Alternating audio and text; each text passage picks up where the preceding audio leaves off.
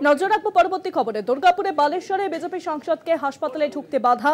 হাসপাতালের বাইরে বিজেপি সাংসদকে আটকে দিল নিরাপত্তা রক্ষীরা। নির্যাতিতার বাবা আসার পর প্রায় 10 জনকে হাসপাতালে ঢোকার অনুমতি দেওয়া হয় এবং বালেশ্বরে বিজেপি বিধায়ক তাকে ঢুকতে বাধা দেওয়া হয়েছে। এবার দুর্গাপুরে যে গণধর্ষণ কাণ্ড এবং সেই কাণ্ডের নির্যাতিতা কিন্তু ওড়িশার বাসিন্দা, তাই ওড়িশার বালেশ্বরে বিজেপি বিধায়ক তিনি দুর্গাপুরে পৌঁছে যান। হাসপাতালে ঢুকতে গেলে বাধাপ্রাপ্ত হন তিনি। 10 জনকে নিয়ে হাসপাতালে ঢোকার অনুমতি দেয় পুলিশ তার নির্যাতিতার বাবাকে। দুর্গাপুরে বালেশ্বরে বিজেপি সাংসদের হাসপাতালে ঢুকতে বাধা।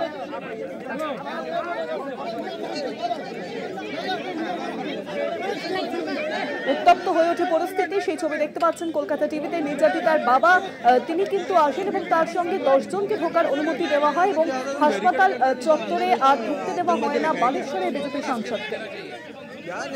আরো জানাবেন, ফোন লাইনের সঙ্গে রয়েছেন প্রতিনিধি তাপস গোপ। তাপস, বালেশ্বরে বিজেপি সাংসদকে কেন ঢুকতে দেওয়া হলো না? নির্যাতিতার বাবা তিনি কি 10 জনকে নিয়ে প্রবেশ করে গিয়েছিলেন, যার জন্য কি ঢুকতে বাধাপ্রাপ্ত হন?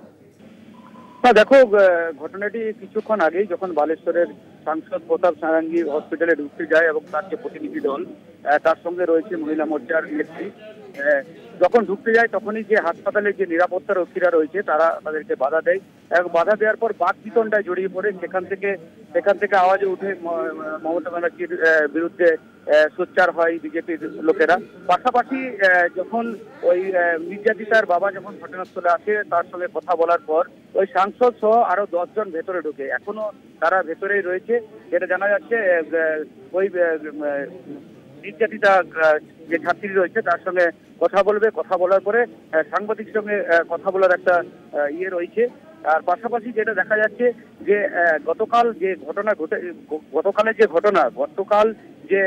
রাজনৈতিক দলের সঙ্গে যে নিরাপত্তা রক্ষী যে বচসা বাকবিতণ্ডা জড়িয়ে পড়ে, সেখানে আজ যেটা ঘটনা, সেই যে বজ্রাটনি করা হয়েছে, গেটের পাশাপাশি যে ব্যারিকেড দেওয়া হয়েছে, ব্যারিকেডের তালা দেওয়া হয়েছে, পাশাপাশি বড় শিকল দিয়েও তালা দেওয়া হয়েছে যাতে কেউ না ঢুকতে পারে।